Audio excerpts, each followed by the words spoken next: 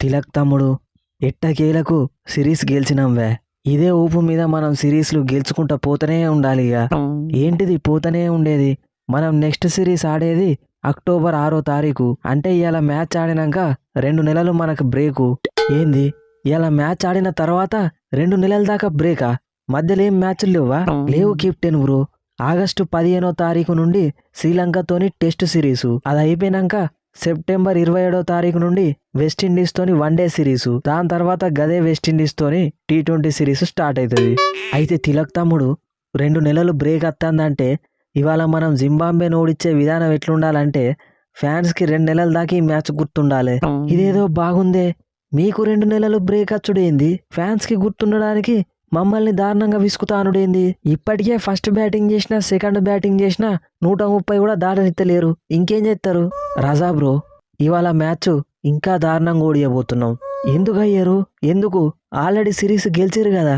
మేము ఐర్లాండ్తోని ఇంగ్లాండ్తోని సిరీస్ ఓడిపోయినాక మీరు కూడా మా మీద గెలుస్తారని అనుకున్నారా లేదా? అనుకున్నాం. అలా తప్పే ఉంది.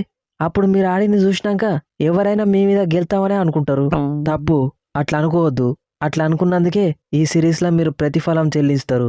సో ఫ్రెండ్స్, మనలాగా స్పూఫ్స్ చేస్తూ మనీ ఎర్న్ చేయడం నేర్చుకోవడానికి ఇదే కరెక్ట్ టైం. ఎందుకంటే మ్యాచెస్ చాలా తక్కువ ఉన్నాయి కాబట్టి మీరు ఎడిటింగ్ ప్రాక్టీస్ చేసి నేర్చుకోవచ్చు. స్క్రిప్ట్ ఎలా రాయాలి, వీడియో ఎడిటింగ్ ఎలా చేయాలి, పబ్లిషింగ్ ఎలా చేయాలి అని కంప్లీట్గా ఒక 3 వీడియో ట్యూటోరియల్ అయితే రెడీ చేసినాం. ఇంట్రెస్ట్ ఉన్న వాళ్ళు డిస్క్రిప్షన్లో ఇచ్చిన ఇన్స్టాగ్రామ్ ఐడికి మెసేజ్ చేయండి.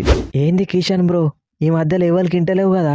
ఫస్ట్ మ్యాచ్లో 35, ఈ మ్యాచ్లో 44 బాళ్ళల్లో 81 రన్స్. ఇక T20 ర్యాంకింగ్స్లో నెంబర్ 1 పొజిషన్ మళ్ళా నాకు ఇచ్చేటట్టు లేవు కదా.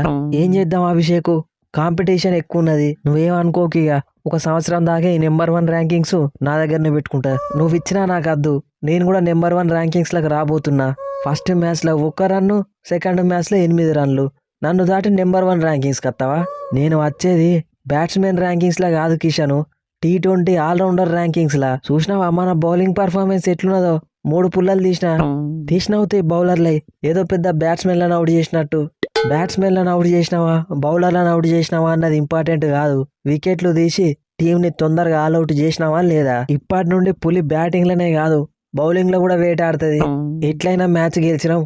ఓ 2 ఓవర్లు ఇద్దాం అన్ని బౌలింగ్ ఇచ్చిన, నువ్వు వికెట్లు తీసినావు. కానీ నీ నుండి మాకు కావాల్సింది అది కాదు పులి, బ్యాటింగ్ ఏది?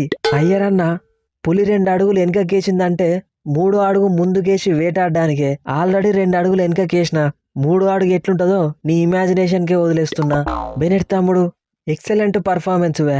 32 రన్స్ కొట్టుడే కాకుండా ఒక వికెట్ కూడా తీసినావు. అది కూడా ఎవరిది? వాళ్ళ కెప్టెన్ శ్రేయస్ అయ్యర్ది. నైస్ తమ్ముడు, మంచి ఆల్రౌండ్ పర్ఫార్మెన్స్ ఇచ్చినావు. నా సంగతి ఓకే గాని నువ్వేం చేస్తానవన్నా? బౌలింగ్లో 4 ఓవర్లు వేసి 47 రన్స్ ఇచ్చినావు. పోనీ బ్యాటింగ్లో ఏమన్నా చేస్తావా అంటే డక్అవుట్ అయిపోయినావు. నువ్వే చక్కగా ఆడకపోతే టీంలో ఉన్న మిగిలిన వాళ్ళు ఎట్లా ఆడతారు చెప్పు? ఏజ్ 40 వచ్చింది, ఇంకేం ఆడతావు రసా అంకుల్? రిటైర్మెంట్ ఇవ్వకపోయినావు. వైభవ్ తమ్ముడు, నాకు ఏజ్ 40 వచ్చినా గానీ ఇప్పటికి కూడా T20 ర్యాంకింగ్స్లో నేనే నెంబర్ 1 ఆల్రౌండర్ని. అయినా 15 సంవత్సరాలున్న నువ్వు ఆడంగా లేంది 40 సంవత్సరాలున్న నేను ఆడితే తప్పే ఉన్నది. తప్పలేదు రాజా అంకుల్, ఆడుకో. నిన్నెవరు ఆపుతున్నారు? తిలకు, వైస్ కెప్టెన్ పర్ఫార్మెన్స్ అంటే ఎట్లుంటుందో చూపించినావు తమ్ముడు. లాస్ట్ 3 ఇన్నింగ్స్లల్లా 2 హాఫ్ సెంచరీలు, అది కూడా 200+ స్ట్రైక్ రేట్ తోని. ఇంకా ఈ జింబాబ్వేతోని సిరీస్లా అవుటే కాలేదు. మొత్తానికి నెంబర్ 5 పొజిషన్కి తగ్గట్టు బ్యాటింగ్ చేసి నేర్చుకున్నావు కదా. ఉట్టి బ్యాటింగే చూస్తానవా కెప్టెన్ బ్రో? బౌలింగ్ల వల్ల మెయిన్ బ్యాట్స్మెన్ రైన్ బుల్ పుల్ల కూడా తీసిన. ఈ లోపల అభిషేక్ శర్మ లోపల ఇంత బౌలింగ్ టాలెంట్ ఉన్నదని నేను ఎక్స్పెక్ట్ చేయలేదు. ఈ మ్యాచ్ తర్వాత 2 నెలలు బ్రేక్ వస్తుంది. మీరు బౌలింగ్ని ఇంకా మంచిగా ప్రాక్టీస్ చేసి రాలి. వెస్టిండీస్తో కూడా బౌలింగ్ వేపిస్తా. కెప్టెను, నాకు కూడా బౌలింగ్ కావాలి. నేను కూడా బౌలింగ్ ఎత్తా. ఉన్నాయే 20 ఓవర్లు రింకు, అందరు బౌలింగ్ ఎత్తా అంటే ఎట్లా చెప్పు? అయినా నువ్వు బ్యాటింగ్ ఫస్ట్ మంచిగా చేయరాదు. 8 బాళ్ళల్లో 12 రన్స్ కొట్టినావు. ఒక ఫినిషర్కు ఉండాల్సిన లక్షణమేనా అది? గిట్లయితే మళ్ళా బయటికి పోతావు. మళ్ళా బయటికి పోవద్దనే బౌలింగ్ కూడా ఇయ్యమని చెప్తానా? ఫస్ట్ మ్యాచ్లో బ్యాటింగే రాలేదు. ఈ మ్యాచ్లో బ్యాటింగ్ వచ్చింది. 2 సిక్స్లు కొడదాం అనుకునే లోపే అవుట్ అయిపోయినా. ఇక నెక్స్ట్ మ్యాచ్లో మళ్ళీ బ్యాటింగ్ వస్తుందో రాదో కూడా తెలియదు. కాతం మళ్ళా సిరీస్ 2 నెలల తర్వాత ఉన్నది. ఇక అప్పుడు నన్ను తీసుకుంటారో తీసుకోరో. అందుకే లాస్ట్ ఓవర్లలో అభిషేక్ శర్మకు బౌలింగ్ ఎట్లా ఇచ్చినావో నాకు కూడా గట్లే ఇస్తే నేను కూడా వికెట్లు తీస్తా. సరే చూద్దాం తి.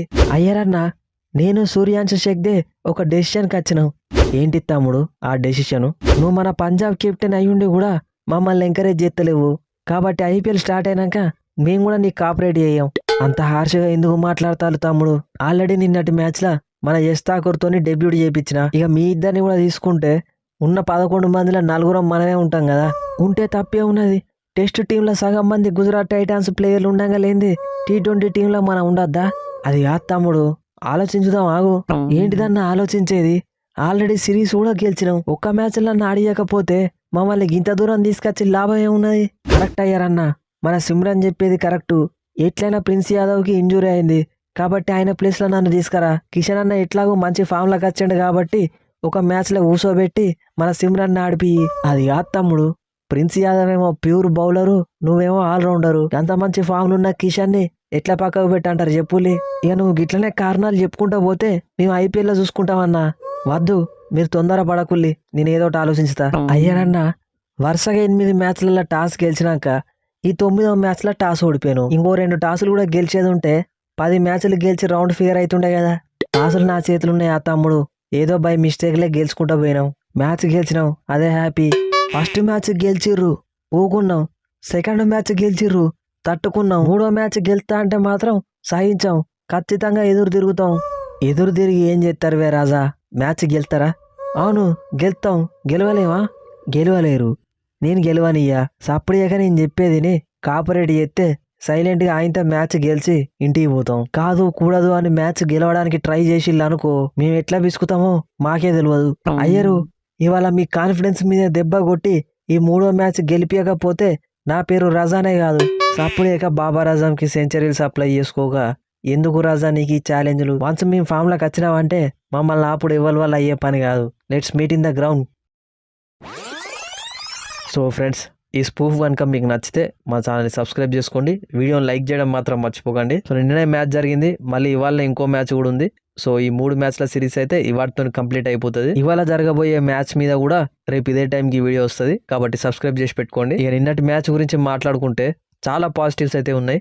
మెయిన్గా బౌలింగ్లో అభిషేక్ శర్మ అండ్ తిలక్ వర్మ వికెట్స్ తీయడం మనకు చాలా ఇంపార్టెంట్. ఎందుకంటే మీరు ఇంగ్లాండ్లో చూసుకుంటే జాకోబ్ బేతల్ లాంటి ప్లేయర్ ఓపెనింగ్తో పాటు బౌలింగ్ కూడా చేస్తాడు. ఆస్ట్రేలియాలో చూసుకుంటే Cooper Connolly, Mitchell Marsh, Travis Head లాంటి వాళ్ళు కూడా బౌలింగ్ చేస్తారు. న్యూజిలాండ్కి కూడా రాచిన్ రవీంద్ర లాంటి ప్లేయర్స్ ఉన్నారు. ఈవెన్ ఇప్పుడు మనం ఆడుతున్న జింబాబ్వే కూడా బ్రియన్ బెనెట్ లాంటి ప్లేయర్ టాప్ ఆర్డర్ బ్యాటింగ్ చేసుకుంటూ బౌలింగ్ కూడా చేస్తున్నారు. సో మనకు కూడా అలాంటి ప్లేయర్స్ అయితే అవసరం. ఓన్లీ బ్యాటింగే కాకుండా బౌలింగ్ లో కూడా కాంట్రిబ్యూట్ చేసే ప్లేయర్స్ కావాలి. అండ్ వీళ్ళకి ఇలాంటి చిన్న టీమ్స్ మీదనే, అది కూడా మ్యాచ్ కంపల్సరీ గెలిచినవన్న సిచ్యువేషన్ లోనే బౌలింగ్ ఇవ్వకుండా పెద్ద టీమ్స్ మీద కూడా బౌలింగ్ ఇవ్వాలి. అండ్ మ్యాచ్ క్రంచ్ సిచ్యువేషన్స్ లో ఉన్నప్పుడు కూడా వీళ్ళతో బౌలింగ్ వేపియాలి. ఎందుకంటే బైలెటరల్ సిరీస్ గెలిచినావా ఓడిపోయినావా అన్నది మ్యాటర్ కాదు. సో ఐసీసీ ట్రోఫీస్ గెలవాలి. సో తిలక్ వర్మ కూడా నెంబర్ 5 పొజిషన్ లో మెల్లగా సెట్ అవుతున్నాడు. చూద్దాం ఇవాటి మ్యాచ్ లో ఏం జరుగుతుందో. మీరేమనుకున్నారు కింద కామెంట్ సెక్షన్ లో చెప్పండి. నెక్స్ట్ వీడియోలో మళ్ళీ కలుద్దాం. Thanks for your love and support.